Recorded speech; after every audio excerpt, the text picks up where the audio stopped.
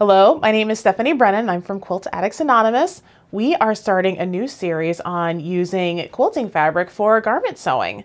So we're actually going to start with this very simple, very versatile skirt where you only need 3 measurements. You can do this for kids, you can do this for adults, you can make it long, you can make it short, you can make it layered, you can line it, you can do whatever you want with it. So this skirt, along with it being very versatile, is super simple to make. All that we have is this elastic waist here at the top. So there's no zippers, there are no buttons, no darts, no nothing. All that we're doing is taking a rectangle of fabric, we're adding a little bit of shape to it with the elastic waistband, and then you can pull it right on. All right, so in our previous segment, we showed you how to take all of your different body measurements. What we're gonna do with this one, or in this video, is we are going to show you how to use those measurements to make this skirt.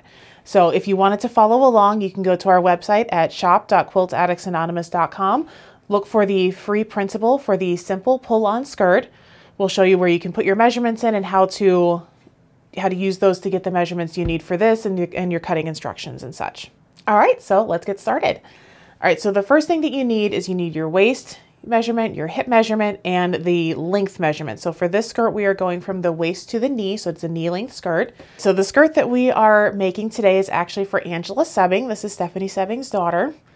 And so the first measurement that we are going to look for is this hip measurement right here. So what we're going to do for this one is we're going to take the 24 and multiply it by 1.5, and that gives us 36. So now you're going to take the 36 measurement and you're going to add 1.25 for your seam allowance. That gives us 37.25 inches, and that's our width. So now we're going to take the length of the skirt and we are going to add our hem and the waistband measurements to it. So for this skirt, we're going to need 2.5 total inches. So 21 plus 2.5 is 23.5. So this is what we need. We need a piece of fabric that is 23.5 inches long by 37.25 inches wide. So since the finished measurement is 37.25, that will fit on one width of fabric, which for most quilting fabrics, your width of fabric is going to be 42 inches. So that's going to be perfectly fine. For most adults, however, you're going to need to do 2 pieces, because that's not going to fit on the width of fabric. So what you want to do, I have another hip measurement here that is 42 inches. We're going to multiply that by 1.5, which gives us 63. We'll add our seam allowance, which is 1.25, giving us 64.25. And then we're going to take that total number, divide it by 2. And that's going to tell us how wide the front panel and the back panel of the skirt is going to be. 64.25 divided by 2 is 32.125.